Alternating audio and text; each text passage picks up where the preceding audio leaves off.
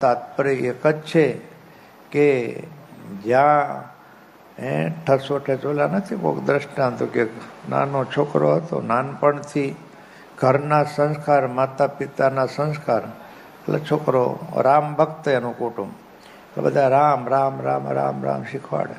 એટલે છોકરાને પણ ટેવ પડી કે રામ રામ રામ રામ રામ રામ રામ કર્યા કરે. એમાં એક વખત કંઈક વટે માર્ગે કંઈક જતો હતો, એમાંથી બે ફકીર મળી ગયા હો. ફકીરમાં તો સમજો ને મુસલમાનો હતા. એ છોકરા શું કરતો, કીધું મારા રામ મૂકદે નામ અલ્લાહ અલ્લાહ કર. હવે ઓલા તો બિહામણા હાથમાં ચીપિયાના અંતે હતું, એટલે નાનું છોકરું બીકનો બીકનો અલ્લાહ અલ્લાહ મેળો કરવા ગયા.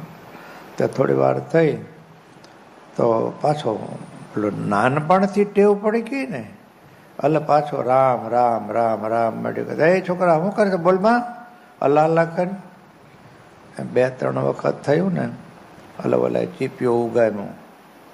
તો કે જોવો, મારા માતા પિતા ને મારા ગુરુએ મારામાં રામ છે ને ઠાંસી ઠાંસીને અહીંયા સુધી ભરી દીધો છે.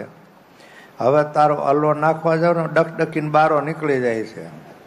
એટલે એ માલિકો નહીં જાય આવે કેવો.